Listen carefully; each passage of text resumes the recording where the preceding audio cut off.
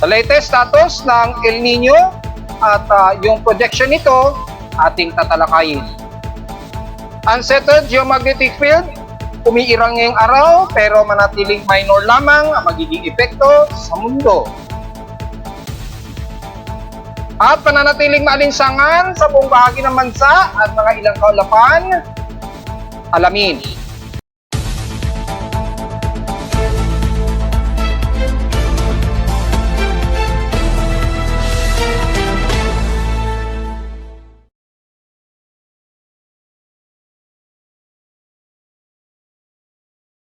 Hello, good morning mga folks. Welcome po muli sa ating Daily Weather Bulletin at Analysis para sa araw ng Miyerkules, April 10, 2024. Ang oras nating boys may maga ay alas 9:58 na o 59 na ng umaga.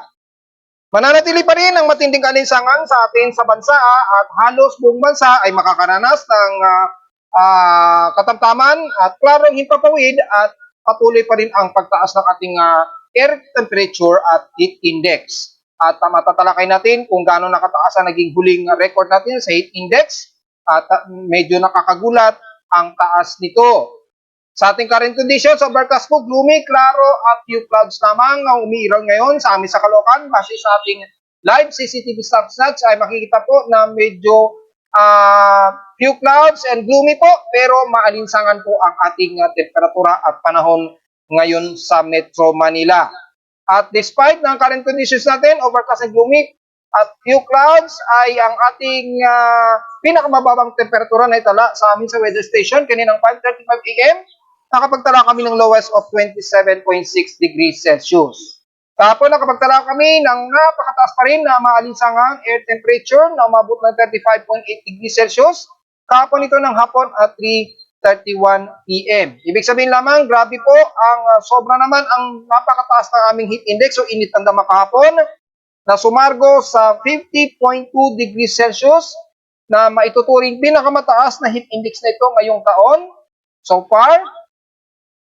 So, kung tatabi naman natin sa heat indexes ni Pag-asa, lumalabas, pangalan na naman ang records ni Pag-asa pagdating sa heat index. At makikita natin ang pumapangalawa sa may pinakamataas na heat index ay ang Dagupan sa Pangasinan at dyan sa may Sangleng Point, Cavite.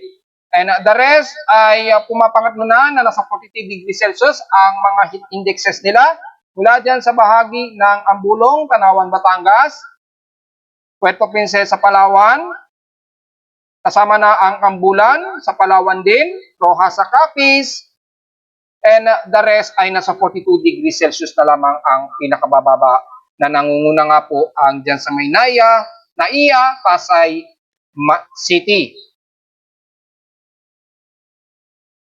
So may tuturing na namin na pinakamataas na heat index na ito ngayong taon po at nakalagay na po dyan sa highest record namin na inaungusan pa ang 49 degrees Celsius na ina-expect namin na hanggang doon na ang pinakamataas.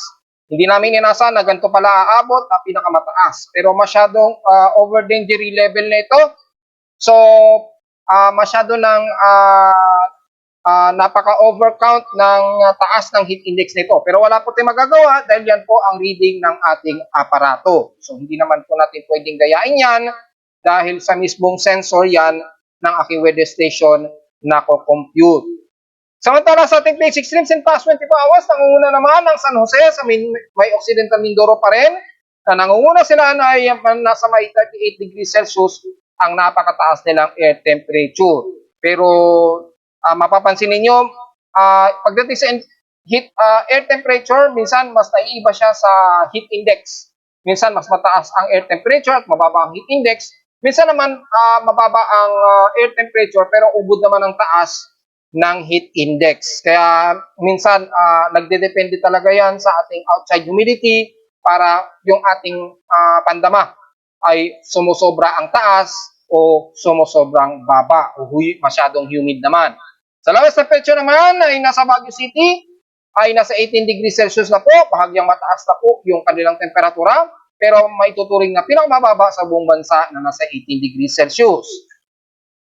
Sa inulan naman, ang Baguio City pa rin, inulan din sa kanila ng 20 millimeters. na total rainfall at kasalukuyang wala kaming naitala na pag-ulan dito sa amin sa Caloocan. Samantala, bago ang ibang weather status ay makikita natin, meron na naman tayong space weather status. At kung sisilipin natin ay nasa unsettled geomagnetic field po tayo, pero mananatiling minor lamang ang magiging epekto nito sa mundo. Maliit lamang, despite na medyo normal speed pa rin yung ating solar wind, and despite na naka-direct pa rin halo sa atin yung sunspot na AR3628, medyo kalmado naman ang CME emission ng AR3628. Hindi masyadong agresibo, di gaya ng mga nakaraan na mga sunspots. Nanatiling sunspots number ay 79 at nanatiling nasa unsettled lamang ang ating geomagnetic field na KP index of 3.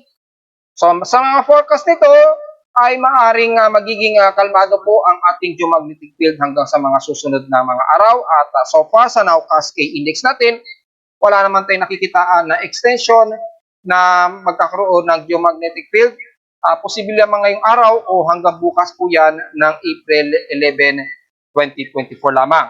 Kalmado po ang ating solar radiation at kalmado rin ang ating ghost X-ray flux. So wala tayong magiging komento sa ngayon. Magiging epekto lamang yung bouncing sa ating magnetosphere na makikita sa ghost magnetometer na medyo bahagya lamang siyang natutulak na pinaka-lowest o shortest ay nasa 12 nanotesla estimated na H parallel. So, despite na minor lamang, makakaramdam pa rin tayo ng mga ionospheric field, TEC range dyan sa Mid-Pacific at maya-maya ay maapektuhan na naman ang Southeast Asia kasama ang Pilipinas. Yung posible pa rin na auroral activity ay maaaring pa rin tumaas ito, pero maaaring yung probability of aurora ay maglalaro lamang sa hanggang 50% to 10 to 15% lamang ang posibleng probability ng northern lights natin. Pero yung ating radial velocity ay probably hanggang bukas magiging mataas po. Well, dahil na mayroon pa rin tayong mga minor geomagnetic field, so posible pa rin makakaroon ng bahagyang mataas sa ating radial velocity. Pero medyo kalmado o manatiling kalmado ang ating solar wind na plasma density hanggang sa mga susunod na araw. So makikita ninyo na walang masyadong malalang D-region absorption, na makikitang kalmado lamang hanggang 5 MHz ang rate. O paalala lang po, nasa moderate na naman po ang ating Chandler CBI fire danger. Ibig sabihin, nasa moderate na may mga tsansa na mataas na pagkalat ng apoy oras na sumiklab po ito. So ingat na lamang sa mga light materials ninyo sa inyong paligid at bantayan po natin ang ating paligid na masyadong prone sa mga posibleng pagkalat ng apoy. Sa ngayon, nasa 10.9% po ang tsansa ng CBI fire danger. So maging maingat na lamang tayo sa posibleng mga sunog, maging sa mga wildfires lalo na. Sa ating volcanic thermal alert status, naka-moderate itong si Taal. Sa ngayon ay mababa naman, pero nasa moderate of variable radiative power nito na 10 megawatts. So nanatiling mayroong magmatic intrusion itong si Taal volcano, despite na nasa moderate lamang na 10 megawatts yung kanyang variable radiated power. At kung sisilipin nga po natin ay medyo may magmatic intrusion siya. Ayan. Pero yung kanyang fire detection centroid ay masam 81% yung kanyang confidence. At ang kanyang brightness ay 330.9 Kelvin. So moderate po ang kanyang fire radiative power na nasa at least 10 to 11 megawatts lamang. Kaya ay bantayin pa rin natin yung posibleng pag-release ng malakasang SO2 emission. Kung titingnan natin sa live ng CCTV, malapit dyan sa Taal Lake, makikita natin ay puro kaulapan ang paligid dito at medyo haze. So nanatiling medyo may releasing pa rin ng SO2 emission itong si Taal Volcano. Samantala kung sisilipin naman natin sa bagong synopsis o latest synopsis mula kay T-Box, hopefully updated na sila ngayon. In past 24 hours, wala namang namataan na volcanic earthquakes pa rin at nanatiling ito, meron na sila latest. Since kahapon, April 9, 2024, ay nasa 9,311 tons a day po ang latest na SO2 emission recordings mula kay Taal. Hindi tayo nagkamali ng analysis na inaasahan na mataas pa rin ang pagbubugan nito ng SO2 emission despite na wala itong volcanic earthquakes. So, bantayin po natin mga kabatang dahil patuloy pa rin na nag-release ng observed upwelling o hot volcanic fluids sa pinakabunganga ni Taal Volcano. Pero ang magandang balita lamang dito ay wala tayong namataan na anumang pagyayanig o anumang abnormalities mula kay Taal Volcano. Samantala sa ating oxygen humidity, nasa 60% po. So medyo pa-dryer na naman tayo ha. At dahil sa medyo dryer, asahan po natin ang mas mataas na inaasahan na naman ating heat index nitong maghapon mga folks ha. So huwag po tayo masyado mag-dehydrate at ingat po sa mga potentially na mga pagsunog dahil tataas na naman ang posible nating fire CBI, yung ating fire danger Chandler index niyan kapag bumababa o masyadong dry po ang ating outside humidity. Sa atmospheric pressure, mataas po at 1,013 hectopascals and steady to since last hour. So expected na medyo drier po ang ating paligid.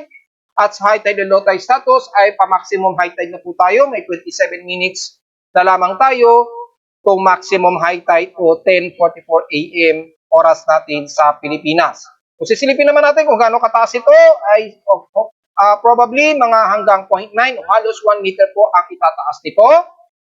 So, asahan pa natin na medyo malalim-lalim po ang level ng karagatan sa pangpang ng Manila Bay at bandang Cavite. Naglalaro nga po sa 0.9 o halos 1 meter po ngayong 10:44 AM. So, sa mga maliligo po ngayon, medyo bantayin po natin ang ating mga kabataan na maliligo dyan dahil inaasahang malalim po ang karagatan dyan sa pangpang ng Manila Bay. Samantala, sa ating almanac, sumikat po ang haring araw kaninang 5:44 AM at inasang lulubog naman ito mamayang 6:09 PM.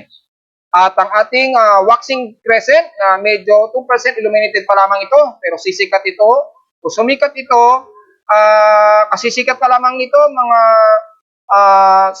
mga bandang 7:33 AM kanina at inasang lulubog naman ito mamayang gabi na at 7:48 PM. Pero manatiling parang new moon pa rin siya o halos napakaliit lamang na makikita na shine sa side ng moon.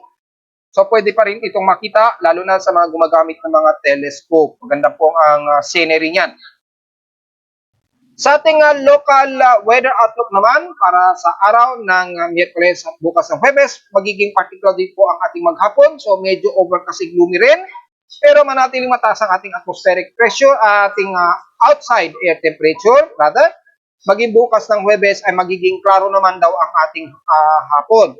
Pero sa umaga, magiging maulap, pagdating sa hapon, medyo magiging klaro daw po. Pero manatiling mataas po ang ating temperatura na maglalaro sa 36 degrees Celsius. At sa lowest temperature expected, maglalaro sa 25 to 26 degrees Celsius. So, manatiling mataas po ang ating magiging temperatura pa rin hanggang this coming weekend. So, wag po masyadong magbibilad sa tindig sikat ng araw kahit na medyo partly cloudy ang ating maghapon. At iwasan po natin ma-dehydrate, magdala po tayo ng mga inuming tubig para maiwasan po ang heat stroke at muscle cramps na mas lalo na kapag tumataas po ang ating heat index. So, diretso agad tayo sa ating ginagamit na satellite imagery. At makikita po na mga partly cloudy lamang ang most na umiiral sa bahagi ng northeastern part ng Luzon pero maninipis lamang ito at medyo partly cloudy at medyo mga gloomy at overcast lamang ang iiral, especially mamayang hapon po. Pero mataas po ang ating temperatura pa rin at maalinsang ang panahon nitong maghapon, lalo na sa bahagi po ng kaluran ng Ilocos Norte, La Union, pababa na yan ng Central Luzon kasama na ang Zambales, at papasok po ng Kalakhang, Maynila at ilang bahagi ng Calabarzon area. Siyempre, mananatili pa rin na klaro at maalinsangan ang bahagi ng Mindoro at buong bahagi ng Mimaropa. So, take note yan mga folks. Pero sa silangang bahagi ng Southern Luzon, mula sa bahagi ng Camarines Norte and the rest ng Bicol Region, partly cloudy lang din ang iiral at asahan pa rin ang patuloy na mataas na alinsangan mga folks. So, huwag po masyadong magbibilad din sa tindig sikat ng araw dahil magiging maghapon po ang magiging maaliwalas at malinsangan o fairly weather po sa atin. Kaya dahil sa fairly weather ay magiging mas maalinsangan naman ang ating magiging panahon. Kasama na ang buong bahagi ng Southern Luzon, mula Marinduque, Romblon, Curias Island, kabilang na ang Masbate and the rest nga po ng Bicol region mula dyan sa bahagi ng Irigas, Legazpi hanggang Sorsogon na po yan. Magiging maghapon po na malinsangan, so huwag mo masyadong bilan sa tinding sikat ng araw at magdala po ng maraming tubig. At mula dyan sa bahagi ng Visayas, magiging fair weather din po tayo, partly cloudy lang din ang most na iiral at asahan din ang mataas na temperatura at humid naman ang iiral, lalo na sa silangang bahagi ng Eastern Visayas. At dahil sa umiiral pa rin ang ating easterlies sa buong bansa po ito dahil makikita natin yung trade winds mula sa dagat Pasipiko natin ay dire-diretso po na kumikilos palapit sa silangan ng ating bansa. So yung easterlies, magpapatuloy po rin ang matinding alinsangan at mga ilang partly cloudy na iiral naman sa silangan ng bansa. So sa lahat ng bahagi ng Eastern Visayas hanggang Central Visayas at West portions ng Visayas, magiging fair weather po at magiging maghapon po na magiging maaraw at maalinsangan ang temperatura at humid. So maghapon po ang magiging maalinsangan. So iwasan na po natin masyadong magbibilad ng matagal sa tindig sikat ng araw. Hindi natin isa-isahin to dahil halos generally ng buong Visayas ay magiging ganyan po ang ating panahon. At pagdating naman sa bahagi ng Mindanao, partly tumuslikaw din rin ang iiral, lalo na sa bahagi ng ilang portions lamang ng Zamboanga Peninsula at ilang bahagi ng Northern Mindanao, pero the rest fairly weather din at magiging maalinsangan at humid din ang iiral ang ating maghapon. Ilang bahagi lamang sa may bahagi ng basilan at Sulu-Sulu, may mga ilang kalat-kalat na pag-ulan at posibleng pagkilat at pagkulog din at iiral din sa bahagi ng Zamboanga Peninsula at ilang bahagi ng Sorsogon at Barm na mga ilang posibleng isolated rain showers. Typically, light rain showers lang ito, hindi tatagal ng mahigit sa 10-20 minutos at mga saglitan lamang na mga localized thunderstorms. Pero sa Eastern Mindanao naman, mula dyan sa bahagi ng Surigao del Norte and the rest ng Surigao o Agusan del Norte at Agusan del Sur, magiging partly cloudy lamang at patuloy ang magiging humid ang panahon. All the rest, pababa na po yan kasama na ang Compostela Valley and the rest ng Davao region. So, maghapon po, generally, fair weather din ang bahagi ng Mindanao, mas magiging partly cloudy lamang sa kanila at magiging mas madalas ang mga kalat-kalat na mga mahihinang pag-ulan lang na hindi naman tumatagal ng more than 30 minutes mga folks. Typically sa hapon yan so take note dyan. So lalabas ang buong bahagi ng bansa ay magiging fairly weather klaro at maalinsangan ang ating buong maghapon. So asahan po natin yan mga folks at iwasan po natin ma-dehydrate talaga nakaka-stroke o heat stroke po at muscle cramps ang magiging heat index pa rin natin nitong maghapon. Samantala, may bahagyang sa first trap na namataan dito sa may bahagi ng northern part ng Indonesian Peninsula o bandang southeast ng Mindanao. Pero malayo-layo naman ito, mga bandang Caroline Islands ito or ng Marshall Islands. So far, yung anomaly niya, at least 10 to 20%, mababa pa naman. At yun sa ating probability real time o yung ating formation probability anomaly, ay maliit pa naman, mga nasa around 10 to 20% lang din. So, maaaring magiging cluster lamang to ng mga trap na magpapaulan sa ilang bahagi niyan sa may bandang Marshall Islands. Sa ngayon, maliit ang portion na maaaring lumapit ito sa bansa, pero titignan na lamang natin na kung ito ay kikilos pa rin ito pakaluran. Maaaring makalapit ito sa may bandang southern part ng Mindanao, sa baybayin, pagitan ng Molucasi. So, posible pa rin na maabutan na nakakaulapan ang bahagi ng Southern Mindanao, pero maganda na rin yan dahil kailangan din na maibsan ang tinding init. Mula sa ating global spectrum model, nakikita natin na may mga ilang shallow o trough circulations dito sa may bahagi na ito ng Papua New Guinea, northern part ng Papua New Guinea o malapit sa may bandang southeast ng Mindanao. So, posible pa rin na magkakaroon ng mga segment ng mga low pressure area na shallow. So magkakaroon ng mga trough na magpapaulan sa bahagi ng yan. Ang forecast niyan between April 10 hanggang April 14, 2024 na po. At mula sa mga atmospheric pressures natin ay so far ay mataas pa rin ang atmospheric pressure lalo na sa bandang southeast ng Japan. At yung ridge nito na natiling mataas, naglalaro sa 1,018 to 1,014 hectopascals sa bandang southeast ng Japan, na yung ilan ay umaabot sa bahagi na pa rin ng extreme northern Luzon. And the rest ay manatiling mataas pa rin ng bahagya ang ating atmospheric pressure sa bansa. So manatiling mas drier po at maalinsangan ang ating panahon hanggang sa susunod o this coming weekend po, mga po. So naglalaro hanggang April 14 to April 15 po ang forecast nito o susunod na Lunes. So take note na lamang po dyan sa magiging patuloy na maalinsangan nating panahon sa bansa hanggang this weekend at next week. At naasahan na wala pa rin tayo namamataan na namang sama ng panahon hanggang dyan sa susunod na Lunes. Sa mga computer models naman, so far, normal pa rin. Wala tayong may komento dahil surface trap lamang ang typically na nakikitaan nga po sa may bandang Marshall Islands o southeast ng Guam na mukhang malabo pang lumapit ito sa ngayon sa bansa. Okay, sa latest update natin regarding sa papasok na neutral from El Nino ay sa aking bagong ENSO projections and probability, ito yung mas maganda ang forecast dahil hanggang next year medyo mayroon na kaagad siyang forecast.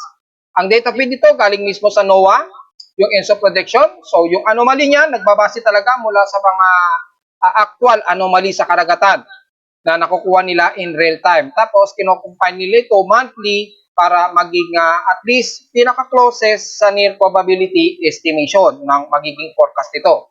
Kaya kung titingnan natin, ay mula sa nitong April hanggang June ay papasok tayo for neutrality at 19 degrees Celsius o 53.80%. Hanggang May to July po yan. Ay nasahang manatili tayo o tatagal na nasa neutral na nasa negative 0.26 degrees Celsius o 55.20%. Papasok lamang ang La Nina na by negative 0.56% o 61% o 61.20% po by June to August na po yan. So June, July, August po yan. So diyan na po natin mararamdaman na ang pagpasok po ng La Nina. At inasang magma-maximize po ang ating La Nina by August to October. At inaasahan niya na mas matataas pa o mas tataas yung La Nina na negative 1.31 degrees Celsius o 76.2%, 76.2% at extend yan mula September to November at mula October to December 2024 po yan. So inaasahan natin from September to December ay makakaramdam na tayo ng mas mataas o maximum na La Nina during that season. So from September to December po yan. So yung buong bare months ay makakaranas tayo. Pero pagpasok ng from November to January ng susunod na taon ay magsisimula ng magde-descend yung La Nina to negative 0.79 degrees Celsius. Pababa agad siya sa 65.8 o 66%. And then tuluyan itong hihina by February to April 2025 na po ito na nasa negative 0.56 degrees Celsius o 61.2% muli at tuloy na itong bababa into La Nina, neutral na naman by March to May. So March to May 2025 na po na babalik ulit ito sa neutral at posible na namang itong magbalik El Nino mula sa siguro mga June to August next year.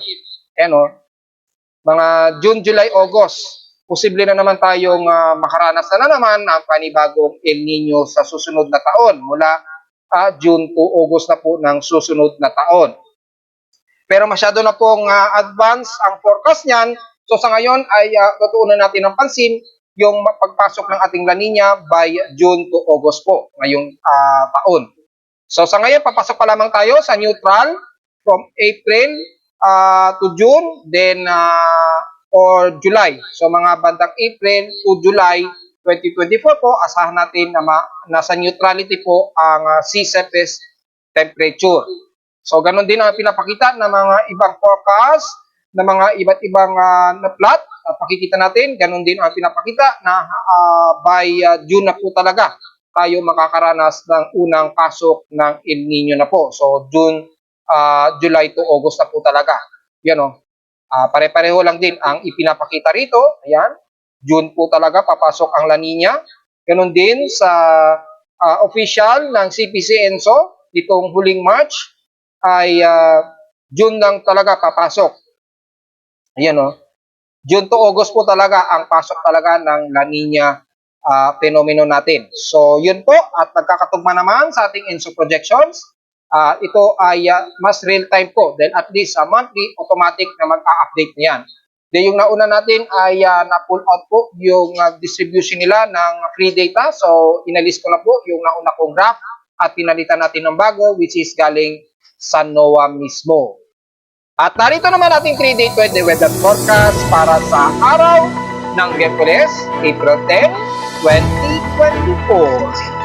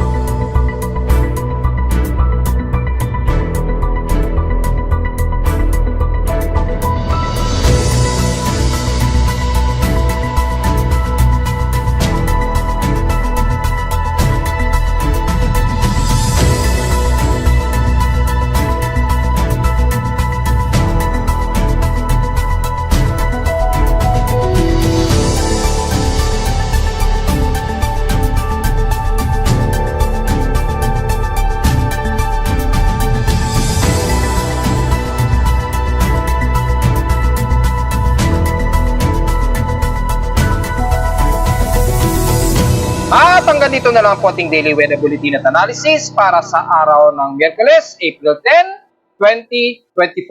Huwag po kalimutan na mag-like, share, subscribe po sa ating YouTube channel. Visit lamang anytime sa ating website at www.timoweather.com para sa iba pang mga detalye. Na gusto nyo malaman na hindi na banggit o hindi ko na banggit ngayong umaga sa ating report, makikita nyo naman ang gusto nyo malaman ng mga detalye ng nagaganap sa ating mga weather system sa Pilipinas. At visit lamang din sa aking web page dashboard para sa gustong malaman naman ng real-time na weather update mula sa aking weather station sa Caloocan at sa mga data feeds mula sa iba't ibang weather agencies. Maraming salamat po mga folks at magandang araw po sa ating lahat.